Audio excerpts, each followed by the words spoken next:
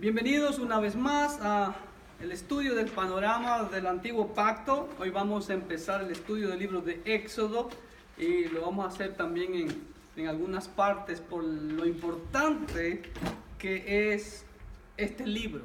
El libro de Éxodo no solamente es importante para el pueblo de Israel, sino también para nosotros como el pueblo de Dios, la iglesia del nuevo pacto. Así que vamos a entrar a dar unos pequeños detalles sobre este fascinante libro, que es el segundo libro que tenemos en nuestro orden, en nuestras Biblias. Y primeramente vamos a ver quién fue el autor de este libro.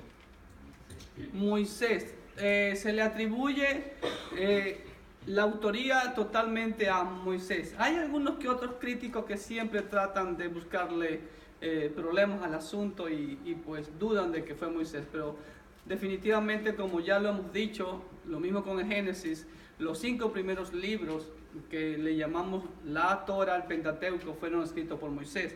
Y este libro también tiene la misma fecha del Génesis, porque fue en el tiempo que vivió Moisés, aproximadamente entre 1450 a 1410 a.C. Y si ven el periodo de tiempo que se pone son los 40 años que Moisés estuvo con el pueblo de Israel en el desierto. Y vamos a ver ciertos detalles. ¿Por qué se le llama libro de Éxodo? En la Tanaj, en el antiguo pacto hebreo, el libro no se llama Éxodo, el libro se llama Shemot, ¿ok? Pero nosotros hemos tomado la palabra Éxodo de la traducción al griego llamada la Septuaginta. ¿Y qué significa la palabra Éxodo? Salida, correcto, o partida. Y en hebreo se llama Shemot. Y vamos a ver por qué en hebreo se le llama Shemot, ¿ok? Entonces vamos a la hojita. En el punto A, Éxodo proviene del griego de la Septuaginta y significa salida o partida. Eso es un éxodo, ¿no? Una salida, una partida. Pero en la Tanaj hebrea se le llama Shemot, que significa nombres. ¿Por qué? Porque, como le he dicho, los libros de la Biblia en el hebreo original toman el nombre de la primera palabra que aparece en su escrito. Y dice en Éxodo 1:1, estos son los nombres de los hijos de Israel. Y ahí están, nombres. Shemot. ¿Ok? Entonces, así se llama en el idioma hebreo. Ahora, ¿cuál es el tema principal del libro de Éxodo? El tema principal es la liberación o la redención de Israel de la esclavitud en Egipto, de parte de Dios. ¿Por mano de quién? De Moisés, correcto. Entonces el tema principal es liberación o redención de Israel de la esclavitud en Egipto. Y eso lo podemos ver en Éxodo 3:8. Dice el Señor: y he descendido para librarlos de mano de los egipcios y sacarlos de aquella tierra a una tierra buena y ancha, a tierra que fluye leche y miel, a los lugares del cananeo, del eteo, del amorreo, del fereceo, del heveo y del jebuseo. ¿Ok? Entonces, ese es el tema principal. Ahora, esa liberación, esa redención, ¿cuál fue el precio? ¿A precio de qué fue? A precio de sangre, correcto. Y eso lo vamos a ver más, un poco más profundo en capítulo 12. Capítulo 12, hermano, para mí es uno de los capítulos más preciosos que yo encuentro en este libro de Éxodo. ¿Ok? Entonces, ahora, ¿cuál es el personaje principal después de Dios en este libro? Moisés. ¿Ok? Ahora, en hebreo, su nombre, ¿cómo se pronuncia? Moshe. Y es un nombre hebreo que significa sacar. Era familiar en la corte de Egipto. Todos sabemos ya la historia, ¿no? No voy a ahondar en la historia. La madre de Moisés, tratando de que al niño no lo maten, pues lo puso en una canastilla, como ustedes ven ahí en la ilustración, y todos sabemos la historia que la hija de Faraón fue quien lo adoptó, y su propia madre, ¿cómo se llamaba la madre de Moisés? Jocabed, muy bien, Vilmita, Jocabed, ¿no? Ella misma lo crió, y fíjese, y con sueldo todavía de la hija de Faraón. Pero Moshe significa en hebreo sacar, y ese nombre Moshe era familiar en la corte de Egipto. También tenía un tinte parecido al idioma egipcio, y vemos nombres de ¿quiénes? Nombres de faraones relacionados a este nombre. Ahí está Ramsés o Ramsés, de ahí viene la última frase, se ve como Mosés o Musa, actualmente se lo conoce en el país de Egipto como Musa, ¿ok? O Tutmoses, si ve, o Tutmosis, ahí está el nombre Moisés implícito. Entonces, según la historia y la egiptología, se cree que la historia del Éxodo ocurrió en tiempo de esos dos reyes o faraones, ¿ok? Ahora, ¿cuántos capítulos tiene el libro de Éxodo? 40 capítulos. ¿Por qué tiene 40 capítulos el libro de Éxodo? Por los 40 años de peregrinación en el desierto, ¿no es verdad? En el año 1000 y algo, ya se me fue, ¿quién se acuerda? Creo que fue por 1100 y algo, o 1300 y algo, 1321 creo que fue, cuando el cardenal Hugo, creo que fue, la dividió en capítulos. Y pues bueno, a lo mejor él se le ocurrió, voy a dividir Éxodo en 40 capítulos, ¿no? Coincidentemente con los 40 años de peregrinación en el desierto, exactamente. ¿Okay? Entonces es fácil recordar cuántos capítulos tiene Éxodo. ¿Cuántos capítulos tenía Génesis? 50, muy bien, mi querido Noé, 50. Entonces, Éxodo tiene 40 capítulos, coincidentemente o curiosamente coincide con los números de años de peregrinación en el desierto. Ahora es interesante también, como hemos visto, el personaje principal de este libro después de Dios es Moisés. Y la historia del Éxodo, o el libro del Éxodo, también lo podemos dividir en 3 partes. Y esas 3 partes son estas. Número 1, la historia de la liberación de Egipto, que van de los capítulos del 1 al 18. La historia de liberación de Egipto. La segunda parte, tenemos la promulgación de la ley. ¿En dónde? En el monte Sinaí. Muy bien. Ok, hasta ahorita vamos bien, que van de los capítulos 19 al 34. Y la última parte del libro de Éxodo tiene que ver con algo peculiar.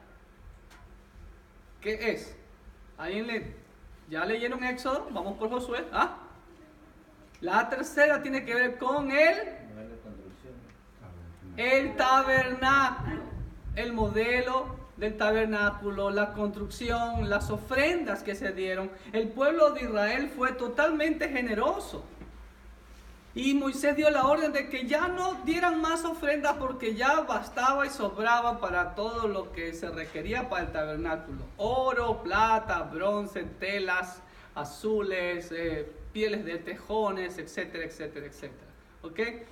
Entonces la historia de todo el libro de Éxodo lo podemos dividir en 3 partes. Y también el libro de Éxodo vemos la vida de Moisés en 3 periodos. Y 3 periodos de 40 años cada uno. Curiosamente. Entonces, también podemos dividir la vida de Moisés en 3 periodos. ¿Perdón? Ok. Número 1, en el punto historia de la liberación de Egipto, que van de los capítulos del 1 al 18. Número 2, la promulgación de la ley de Dios en el monte Sinaí, capítulos 19 al 34. Y los 6 últimos capítulos hablan del tabernáculo, el modelo que Dios le mostró en el templo. Y algo muy interesante, Si ustedes recuerdan cuando leyeron el libro de Éxodo, dice, harás el tabernáculo de acuerdo al modelo que se te enseñó en el monte. O sea que Dios le mostró un modelo ahí arriba. ¿Sí? Y claro, y las medidas exactas y cómo tiene que hacerse, de qué material tiene que hacerse, la distancia, la ubicación de una cosa con otra cosa. Y todo eso es un simbolismo. ¿Ok? Y todos sabemos que todo eso apunta a una sola persona, Jesucristo. ¿Ok? Punto F. En el punto F, aquí vemos la vida de Moisés dividida en 3 periodos de 40 años. Los primeros 40 años, ¿en dónde pasó Moisés? En el palacio de Faraón. Miren, si ve, ahí está. Los primeros 40 años de la vida de Moisés ocurrieron en el palacio de Faraón. Imagínense, hermanos queridos. Moisés posiblemente hubiera sido heredero al trono de Egipto. ¿Ok?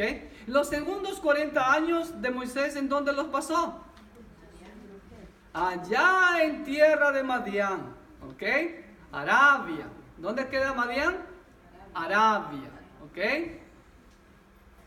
O al menos era muy cerca de Arabia, de lo que actualmente es Arabia. ¿Ok? Y por muchos siglos lo ha sido. Y los últimos 40 años de Moisés, ¿en dónde los pasó? En el desierto, haciendo ¿qué? Líder de la nación de Israel. ¿Sí? Entonces vemos la etapa de Moisés en 3 periodos de 40 años. ¿Sí?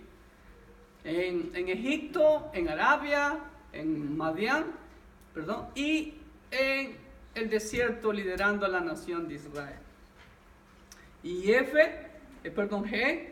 Ahora, en Éxodo nace oficialmente la nación de Israel, donde recibe su constitución de parte de la mano de Dios. ¿Ok? Ahí nace, ¿cómo nace una nación?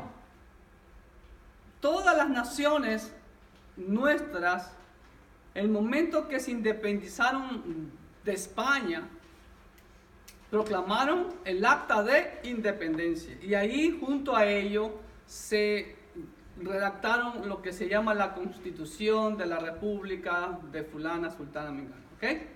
Lo mismo en esta nación de Estados Unidos, ¿no? ¿Cuáles son las 3 primeras palabras que lleva la Constitución de los Estados Unidos? We are the people. ¿Ah? We are the people. ¿Ok? Somos la gente, etcétera, etcétera, etcétera. Entonces, ahora bien, vamos a ir viendo un panorama de los capítulos que contiene, de los 40 capítulos que tiene el libro de Éxodo. Capítulo número 1, vamos a entrar en detalle. El capítulo 1 habla de qué. Ustedes ven, dice, estos son los nombres de los hijos de Israel que entraron en Egipto con Jacob, cada uno entró con su familia. Muy bien. ¿En qué año entró Jacob con toda su familia, como los 70 que habían ahí, dice, ¿no? Y se multiplicaron y se fructificaron. ¿En qué año desde la creación de Adán? ¿Alguien me da un número? ¿No? ¿Ok? Entró Jacob con toda su familia a establecerse en Egipto. Ahí está Jacob con toda su familia. Vemos a José, que ya tenía sus 2 hijos, ¿sí? En el año 2236, desde la creación de Adán. Esos cómputos los he realizado viendo las edades de las vidas de los personajes que Dios da, de la cronología que va desde Adán hasta Abraham, y después de Abraham hasta la línea de David, y después de la línea de David hasta Cristo. ¿Ok? Bienvenido. Entonces, en el año 2236, Jacob entra con toda su familia y se establece en Egipto. Y después de que Jacob entra a Egipto, después de 17 años, si no me falla la memoria, o 16, 17 años, fallece. Pero ¿de qué más habla el capítulo 1 de Éxodo? También vemos la esclavitud y el sufrimiento de Israel y la orden de matar a todo varón que naciera de los israelitas. ¿Ok? Ahora, ¿por qué ocurrió eso? Éxodo 1:8 dice que no se levantó en Egipto otro faraón que no conoció a José. Según los historiadores, cuando Jacob entra a Egipto, supuestamente los que estaban conquistando Egipto eran los Hicsos.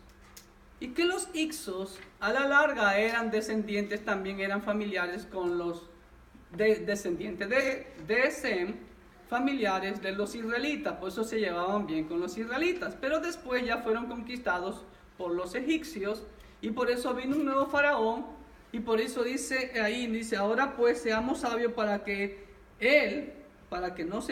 no se multiplique y aconteja que viniendo guerra, mire, escuche bien lo que dice el versículo 10, él también se una a nuestros enemigos y pelee contra nosotros y se vaya de la tierra.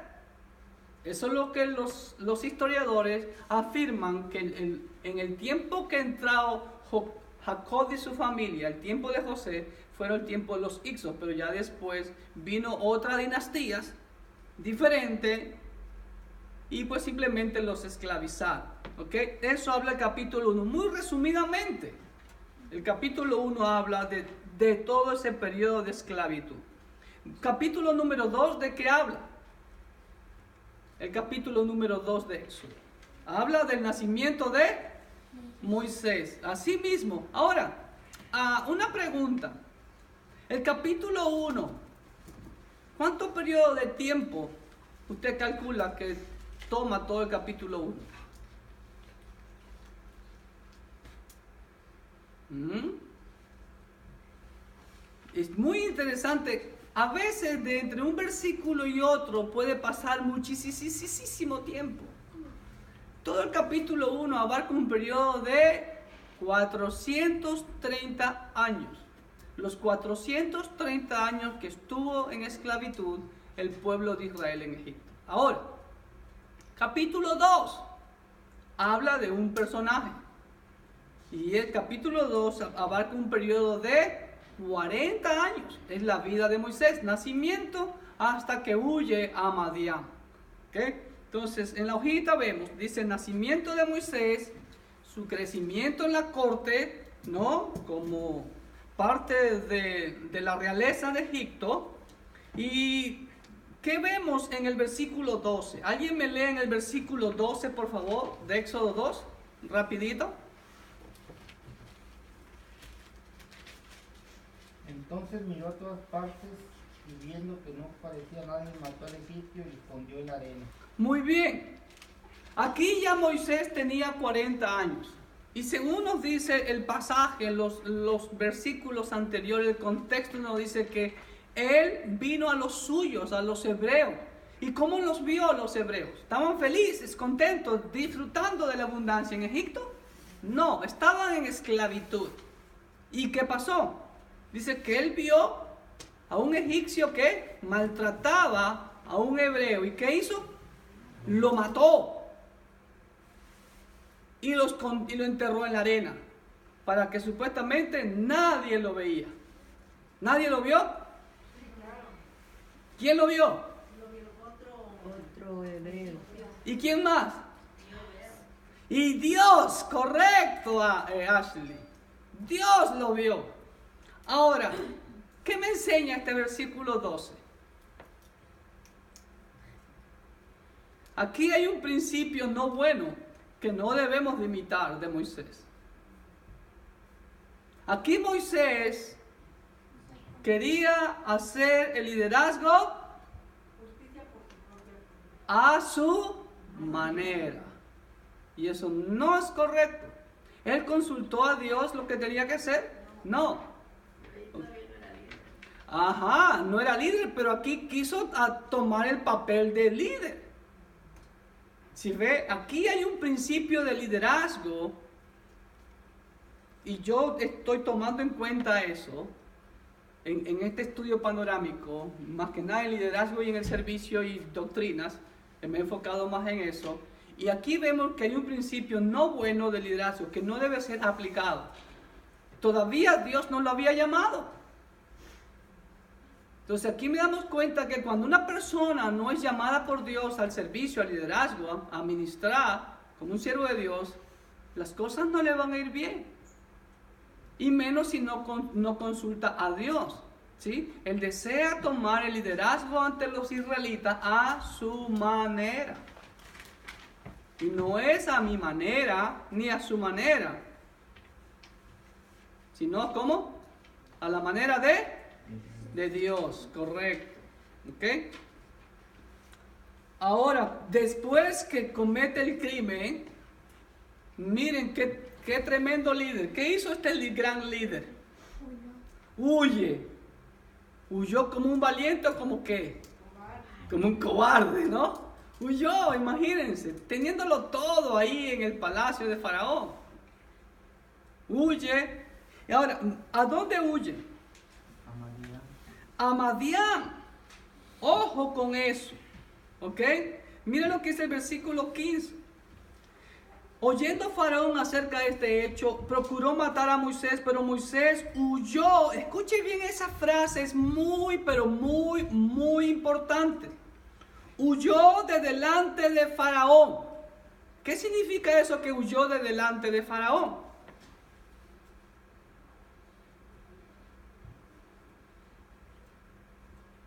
¿Qué entiende usted?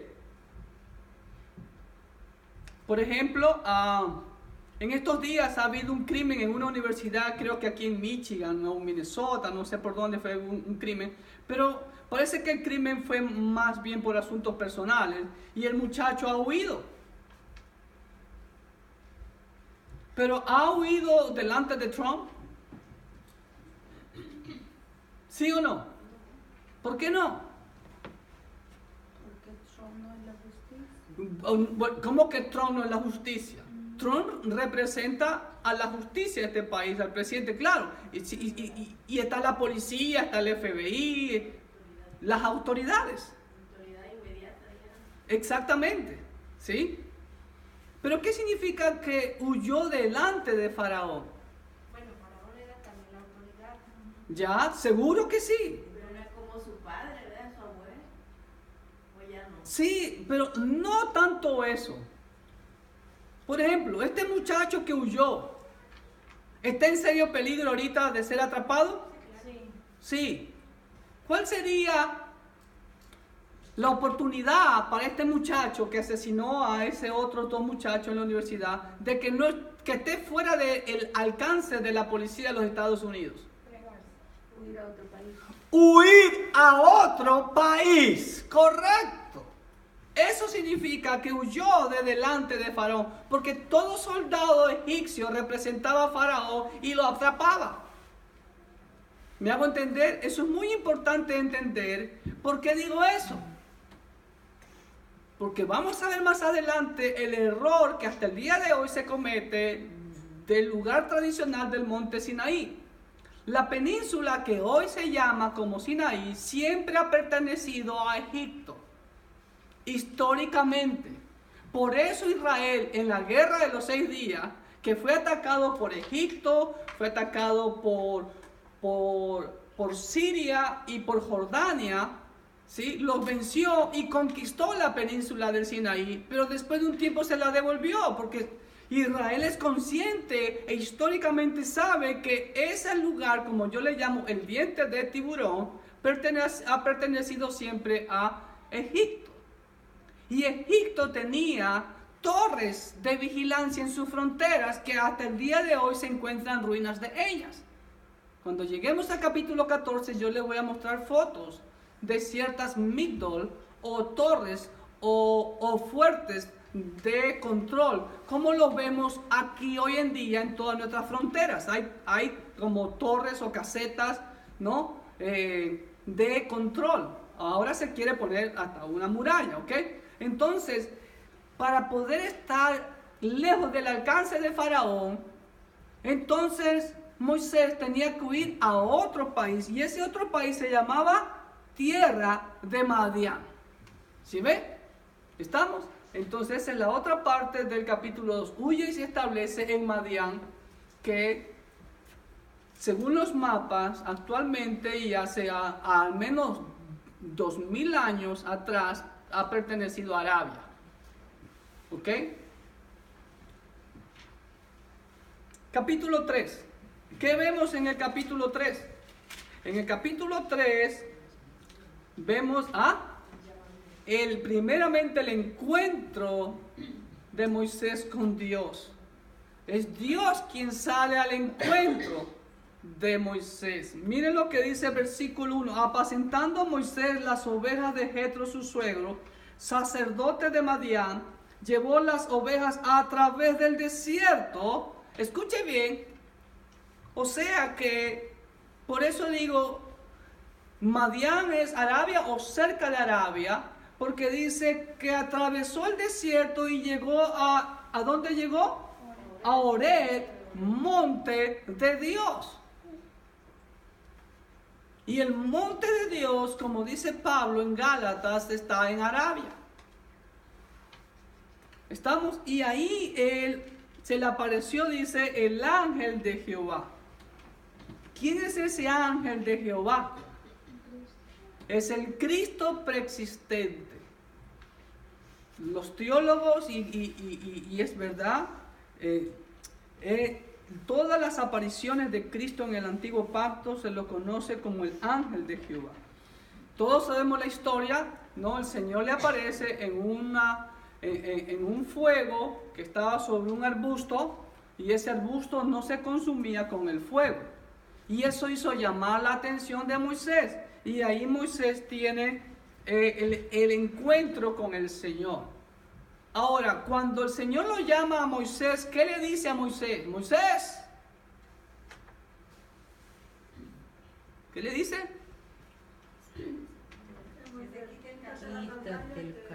Quítate las sandalias de tus pies, porque el lugar que pisas, ¿qué significa eso?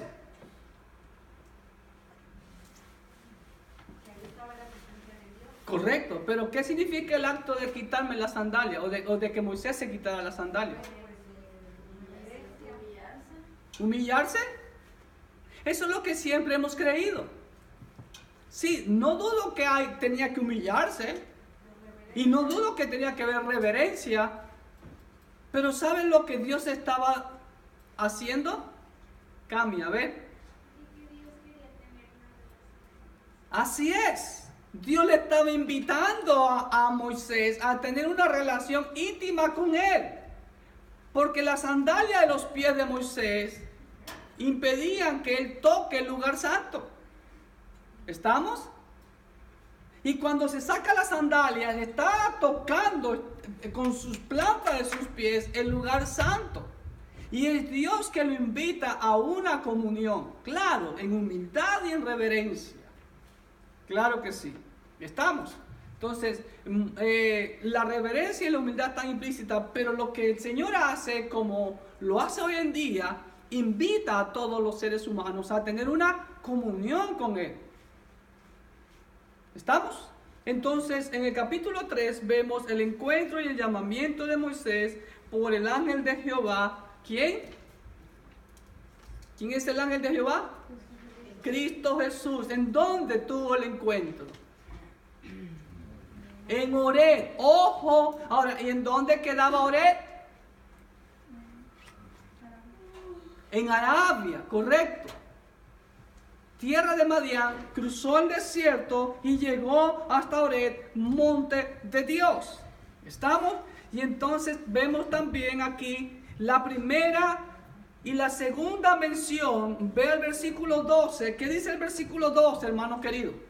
Alguien me lo lea con voz fuerte. Capítulo 3. Ginita. Y respondió: Ve, porque yo estaré contigo, y esto te será por señal de que yo te he enviado. Cuando hayas sacado de Egipto al pueblo, serviréis a Dios sobre este monte. ¡Wow! ¿Escuchaste, hermano? Aquí vemos la primera mención del propósito de la liberación de Israel. ¿Para qué Dios iba a liberar a Israel? ¿Para que sean los chineados, los engreídos? Para que les sirvan. ¿Y en dónde tenían que ir a servirle? ¿En dónde? A ver, ¿en dónde dijo Dios? Sobre este monte. ¿Cuál monte? El monte Oreb. O sea, ¿qué tenía que hacer Moisés? Regresar con el pueblo a ese mismo lugar en donde él estaba teniendo la comunión con Dios. ¿Me entendieron?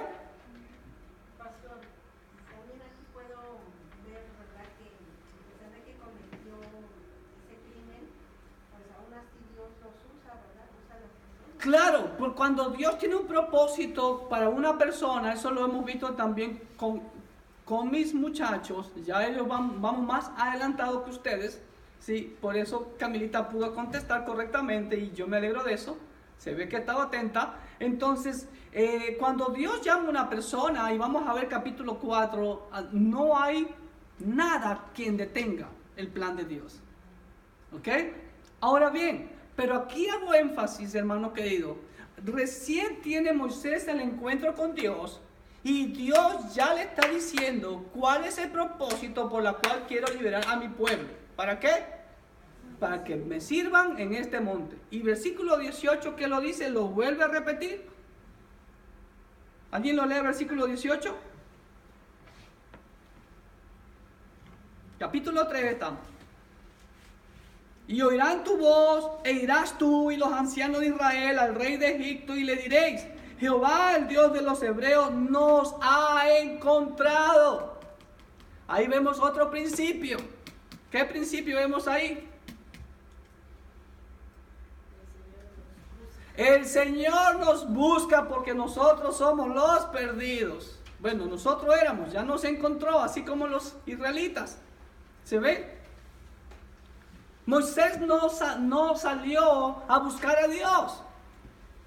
Dios sale a su encuentro, le llama la atención y dice: el Dios de los hebreos nos ha encontrado, por tanto nosotros iremos ahora camino de 3 días por el desierto, para que ofrezcamos sacrificios a Jehová nuestro Dios. ¿Y qué significa ofrecer sacrificios a Jehová nuestro Dios? Servicio, adoración. ¿Ok? Entonces aquí vemos la primera y la segunda mención del propósito de la liberación de Israel: servir a Dios. ¿Estamos? En este capítulo 3 también es muy importante, porque aquí Dios se revela como un Dios personal, con su nombre más santo, Yahweh, Yahvé, o como nadie sabe hasta el día de hoy cómo pronunciarlo. Y qué triste que los israelitas no obedecieron, que tenían que llamarle al Señor con ese nombre y tenían que jurar por ese nombre. ¡Oh, pastor, qué está diciendo! Ok, cuando lleguemos a ese capítulo les voy a hacer hincapié. El Señor dijo: jurarás por este nombre.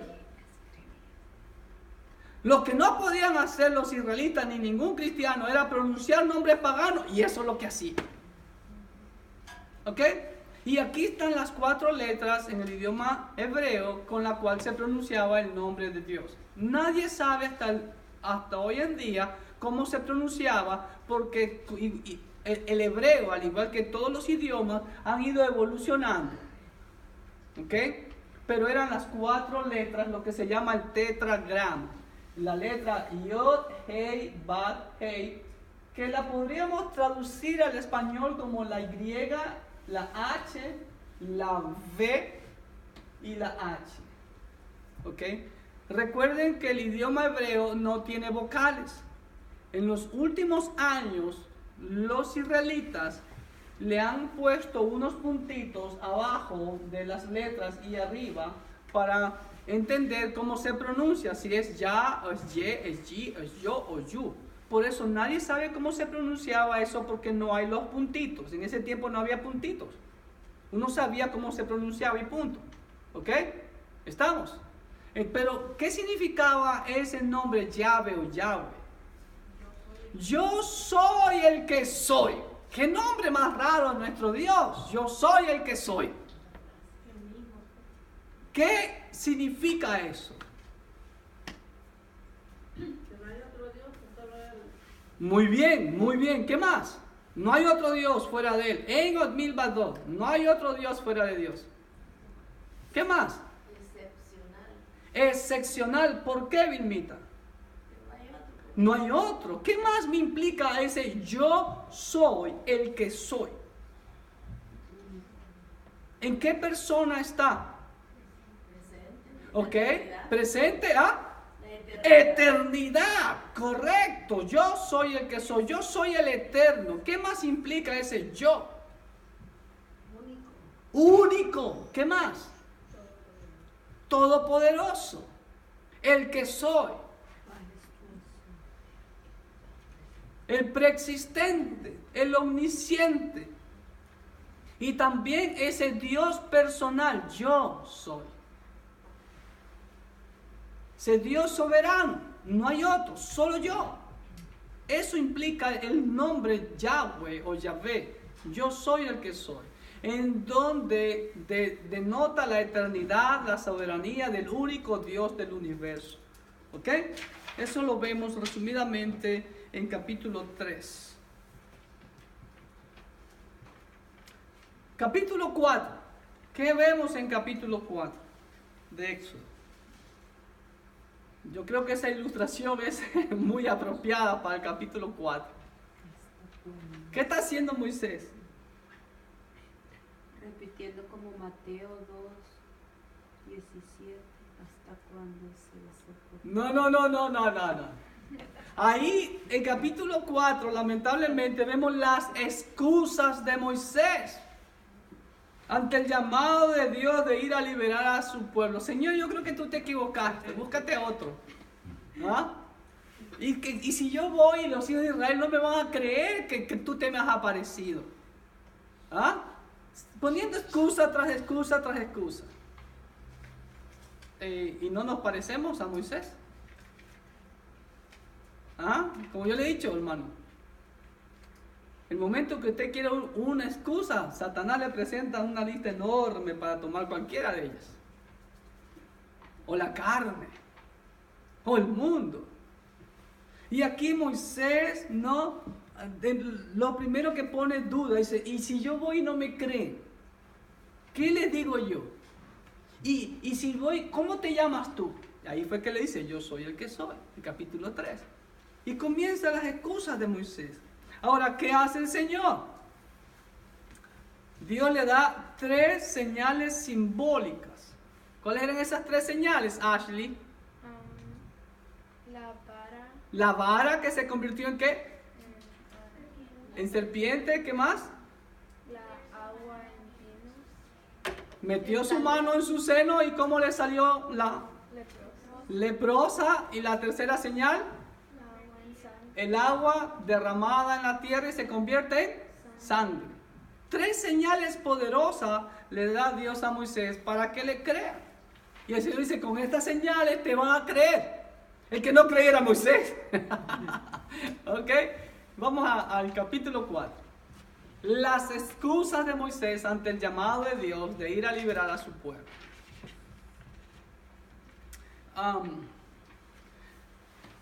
Como le decía a los jovencitos, aquí también, hermanos queridos, aunque no está en las notas, ¿qué más puedo yo extraer? ¿Qué riqueza, qué principio espiritual y aplicado a mi vida puedo encontrar en estos capítulos 3 y 4? ¿Por qué Dios insistía con Moisés? O sea que Dios no podía liberar a su pueblo si no era por Moisés. ¿Cómo no? Entonces, ¿qué me enseña este capítulo 3 y capítulo 4? Dios tiene su gente, hermano. Dios tiene su gente, pero más que eso, definitivamente todos estamos de acuerdo que Dios no necesita de nosotros. ¿Cuántos dicen amén? Amén. Dios no necesita de mí. Él pudo haber hecho solo las cosas. Aparecérsele como se le apareció a Faraón, como se le apareció a Moisés, ¿sí o no? A ver, Faraón, yo soy el Dios del universo. Mi pueblo es el pueblo de Israel. ¿Lo dejas ir ahora o... Mira, te voy a mandar primeramente una plaga X? ¿Sí o no? Dios pudo haberle hecho, y yo creo que con la primera plaga, Faraón rápido hubiera dejado ir a Israel. Pero, ¿qué te enseña esto?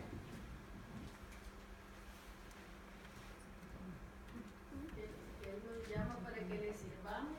Y por eso no nos quiere dejar sin hacer nada, por decir algo. El tremendo privilegio que Dios nos da de que seamos parte de su plan. ¿Y es poco para nosotros? Wow, hermano querido. Yo me quedo pasmado. Dios no necesita de mí. Dios puede ponerle todo en el corazón de ustedes, toda la Biblia en el corazón de ustedes. Pero Dios nos da ese privilegio, como dijo en la oración mi hermano José, de que yo les comparto las enseñanzas que Dios quiere que ustedes entiendan. Moisés, como dicen por aquí, no le caía el 20 de ese tremendo privilegio que Dios le estaba dando. Pero todo privilegio trae responsabilidad. Y claro, y recompensa, seguro que sí. Mira, ¿cuántos años han pasado y pasarán y Moisés será recordado? Y será recordado por toda la eternidad. ¡Wow, hermanos queridos! ¿Ah? A pesar que estaba hecho el terco ahí, ¿no? Pero si ven, y a pesar que no lo dejó entrar a la tierra prometida, correcto, hermanos. ¿Ok? Entonces, tremendo, hermano, lo que podemos aprender de este precioso encuentro de Moisés con el Señor. Entonces, le da 3 señales simbólicas: la vara, la lepra y el agua convertida en sangre. Y si fuera poco, ¿no? Le asigna a Aarón como su vocero, su pregonero. ¿Y qué vemos más en el capítulo 4? ¿Con quién regresa Moisés a Egipto? Con su esposa e hijo. ¿Pero qué vemos en las películas? Que regresa solito, ¿sí ven? ¿Qué dice el versículo 23 de capítulo 4? Miren lo que dice. Compruébelo. Ya te he dicho, 4:23. Ya te he dicho, ¿qué debes decir a mi hijo para que me sirva? Perdón, error de secretaria. ¿Dónde estoy? Perdón, 4:20 que dice eso. No, estoy bien. Entonces Moisés tomó su mujer y sus hijos. ¿Cuántos hijos tuvo Moisés? ¿Ah? 2. ¿Quién da más? ¿Quién da menos?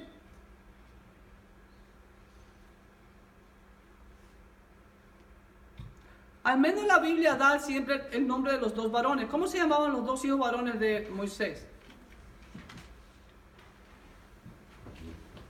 Eliezer, correcto, hermano Ricardito. Y el otro, forastero, es la traducción. Gersón. ¿Ok? Ahora, pero me llama la atención aquí en este capítulo 4, versículo 20, que dice que Moisés tomó a su esposo, tomó su mujer y sus hijos y lo puso sobre un asno y volvió a tierra de Egipto. ¿Sí ve? Tomó también Moisés la vara de Dios en su mano. Ahora, mi conclusión personal del pastor Clever es que Moisés hasta ese entonces tenía un hijo, Gersón. Y eso lo dice, creo que en el capítulo 2. ¿Sí? Versículo 22. Y ella le dio a luz un hijo y le puso por nombre Gersón, porque dijo: forastero soy en tierra ajena. ¿Ok? Pero no me nombra hasta capítulo 4, ni más adelante todavía, a Eliezer. Pero dice hijos. Él a lo mejor tuvo niñas, mujeres, y como ustedes saben, las hijas mujeres no son tenidas en cuenta, a no ser de que haya algo en particular con ellas. Recuerden que tener muchos hijos era muy peculiar en esos tiempos. No había televisión, no había Facebook, no había control natal, ni que el periodo, que tiki, nada. Ahí era, mientras más hijos, más bendecida era. ¿Ok? Entonces, mi opinión personal, que hasta ese momento solo tenía Gersón. ¿Y por qué concluyo en eso? Por lo siguiente. Vemos la tercera mención del propósito de la salvación, servir en 4:23, ¿no? Ya te he dicho que debe ir a mi hijo para que me sirva. Hermano, usted se va a quedar aburrido de cuántas veces le voy a nombrar las veces que Dios hace mención del propósito de la liberación. Son 16 veces hasta el capítulo 12, que ya lo voy trabajando. Entonces creo que Dios me deja claro cuál es el propósito de mi liberación, cuál es el propósito de mi redención, cuál es el propósito de Dios para su vida. Que le sirva, amén. Ahora, en este capítulo 4 también, miren capítulo 4, versículo 24 al 26. He puesto en mis notas eso porque aquí hay un principio que Séfora lo entendió y no Moisés. Miren, a ver quién lo lee. Con voz fuerte. 4, 24 al 26. Y aconteció en el camino que una posada Jehová le salió al encuentro y quiso matarlo. Ay, ay, ay. Siga. Entonces Séfora tomó un pedernal afilado y cortó el prepucio de su hijo y lo echó a sus pies diciendo: a la verdad tú me eres un esposo de sangre. Así le dejó luego ir y ella dijo: esposo de sangre a causa de la circuncisión. Ok, principio. Extráeme el principio ahí. ¿Qué encuentras ahí? La obediencia de parte de Séfora, ¿En qué aspecto? de que ellos como judíos tenían que ser circuncidados. Bueno, la palabra judío no la mezcles ahorita. Y de hecho, no existen los judíos hasta muchos años después. Pero aquí hay un principio y claro, Séfora lo entendió. Ahora, ¿Séfora era hebrea? No. ¿Ah? Madianita. Y después dice que era cusita. Morenita. Quemada por el sol. ¿No? Pero ¿qué significa esto? Aquí hay un principio que siempre yo lo recalco. No porque el pastor Claire quiere mortificar la vida, porque aquí lo encontramos desde Éxodo. Aún todavía Dios no establece la nación de Israel. Y Dios ya da un principio para ser un líder de Dios. Tienes que ser ejemplo en todo. Séfora entendió, dice, ¿sabes por qué? ¿Cómo vamos a liberar? ¿Cómo vamos a ministrar al Señor si no has circuncidado a tu hijo? ¿Cómo tú puedes ministrar a otros? ¿Cómo tú puedes servir a otros? ¿Cómo tú puedes pedir a otros si tú no lo estás haciendo lo mismo? ¿Estamos? Y por eso concluyo que solo tenía un hijo, porque dice su hijo, no de sus dos hijos. ¿Sí ve? ¿Y qué hizo Séfora? Agarró un cuchillito rapidito, ven para acá, hijito mío, suácatela. Toma, ahí está. Eso es lo que Dios quiere, obediencia. Cirujana, la primera cirujana. Bueno, no, ya no. Ya hubo antes esas operaciones, mira. ¿Sí ven? ¿Estamos claros, hermano? El primer principio para servir, tú tienes que ser ejemplo a los demás. Aquí Séfora, como buena ayuda idónea, lo entendió y ayudó a su esposo. Por eso dice, de ahí lo dejó ir. Así le dijo esposo de sangre por causa de la circuncisión. ¿Cómo hay personas que no son bautizadas y quieren servir en la iglesia? Dígamelo. Aquí está el principio y todavía no existe la ley de Moisés. ¿Se dan cuenta? A veces, es que la ley del antiguo pacto. Todavía no aparece la ley del antiguo pacto. ¿Estamos? Entonces, Séfora entendió ese principio. Vamos a la hojita. Séfora entiende la forma de liderazgo de Dios. ¿Ok?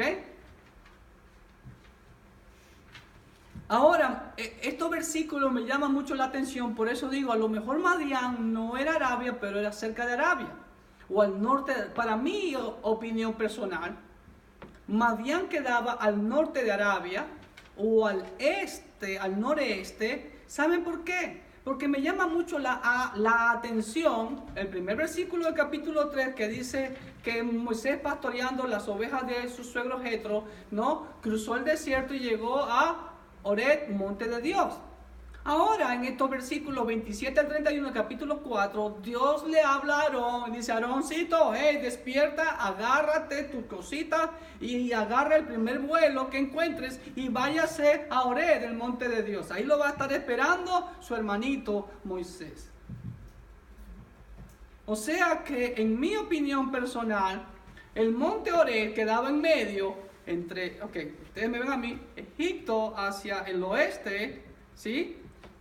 El monte Horeb en la península arábica y tal vez más para acácito, Madián, qué sé yo, o más para acá.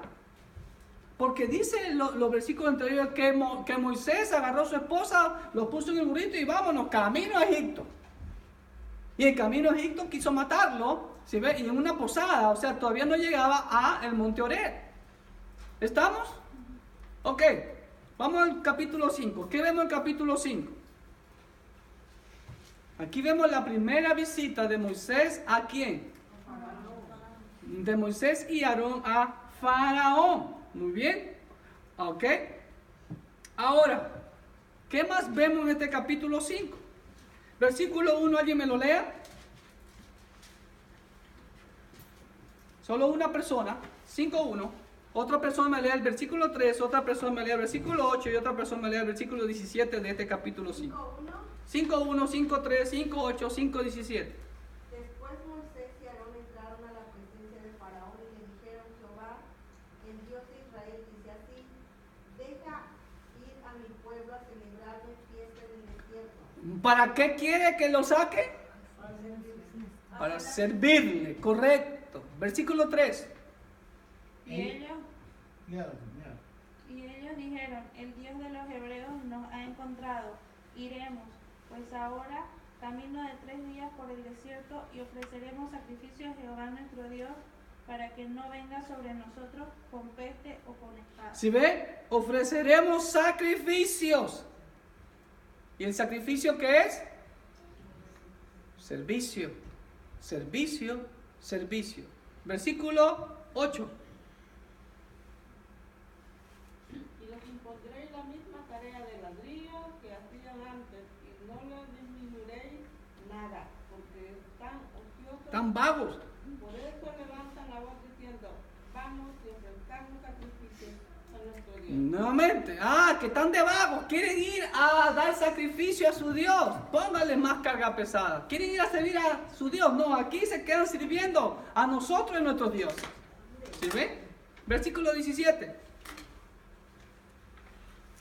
Y él respondió: estáis ociosos, y por eso decís: vamos y ofrezcamos sacrificios. Otra vez, se ve 4 veces en este capítulo 5, vemos reiterado el propósito de la liberación de Israel, servir a Jehová. ¿Qué más vemos también aquí? ¿Qué hace Faraón después de que se presentan? ¿Sí ven? Ahí está Moisés y Aarón ante Faraón. ¿Qué hace Faraón? Oh sí, por supuesto, váyanse ahorita. ¿Así les digo? No, aquí vemos el primer endurecimiento de Faraón y aflige más a Israel. Que andan de ociosos. Más carga le pusieron. ¿Ok? ¿Estamos? Entonces ese fue el primer encuentro y vemos el primer endurecimiento y ya vamos viendo hasta ahorita 6 veces en que Dios reitera el propósito de la liberación. Capítulo 6. Aquí el pueblo se desanima porque ya no les dan paja, tienen que ellos conseguir la paja y más trabajo forzado. No, pero el Señor anima a Moisés, a Aarón y al pueblo de Israel con el nombre que se dio a conocer a los patriarcas. ¿Sí ve? Yahweh o Yahvé. ¿Ok? Eso lo vemos en todo el capítulo 6. Capítulo 6 como un paréntesis. Y si usted se da cuenta, en capítulo 6 aparece muchas veces el nombre Yahweh o Jehová o Yahvé. ¿Ok? Ahora vamos al capítulo 7. ¿En qué vemos en el capítulo 7? Versículo 1, hay algo muy importante que reconocer ahí.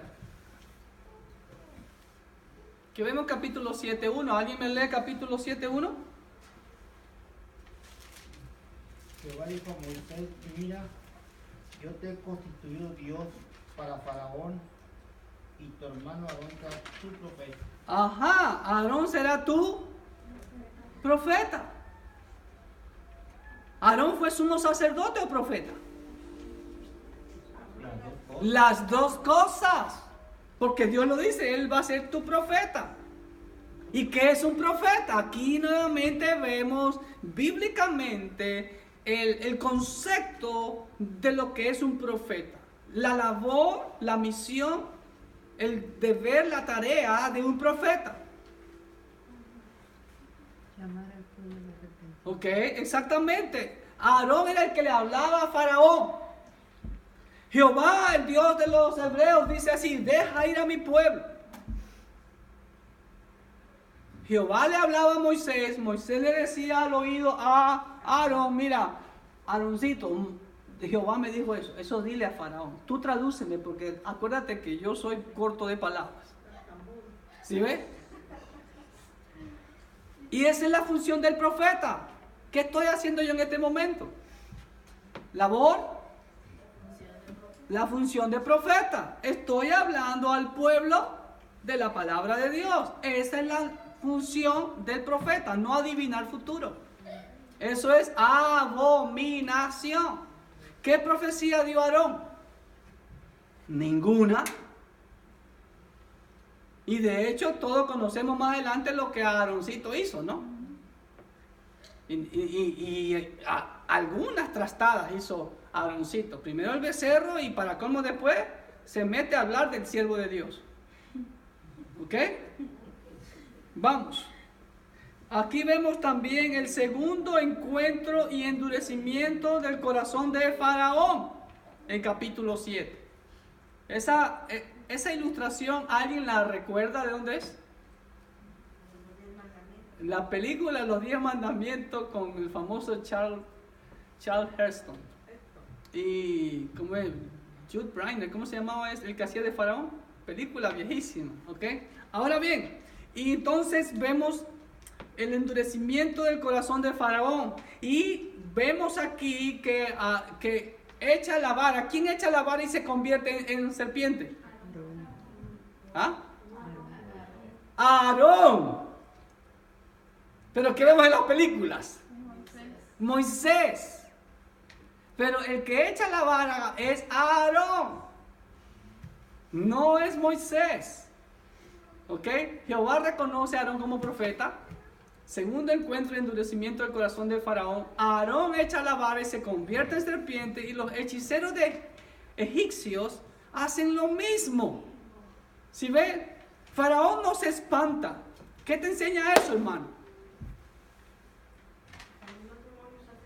También los demonios tienen poderes. La Biblia dice que no debemos de minimizar las artimañas de Satanás. Satanás tiene poder.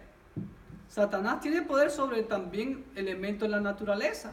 Lo vemos en los evangelios cuando levantó el viento y la tormenta contra la barca que el Señor estaba navegando. Entonces, ojo, hermanos queridos. Pero mayor es el que está en nosotros que el que está en el mundo, el que reina en el mundo, ¿ok? Pero la vara de Aarón devoró y se tragó a las otras varas o otras serpientes. Y aquí vemos la séptima mención del propósito de la liberación. 7:16 dice: y dile, Jehová, el Dios de los hebreos, me ha enviado a ti diciendo: deja ir a mi pueblo para que me sirva en el desierto. ¿Ok? Y aquí que hasta ahora no has querido ir y estás de terco. ¿Ah? Y también vamos a ver las veces que Faraón endureció su corazón. Entonces, la séptima mención del propósito de la liberación. Ahora, Dios comienza a derramar las plagas sobre Egipto. Las mismas plagas, ¿qué son, hermanos? Son juicios. ¿Sobre qué? ¿Sobre qué? Las plagas que Dios envía a través de Moisés y Aarón a Egipto son juicios sobre qué? Sobre todos, escúchenme bien, todos los dioses egipcios. Yo he escuchado comentarios que supuestamente cada plaga era contra un dios en particular de los egipcios. Pero la Biblia misma lo dice que es contra todos los dioses. Mire, me adelanto a 12:11, la misma Biblia lo dice. Y lo comeréis así, 12:11, perdón.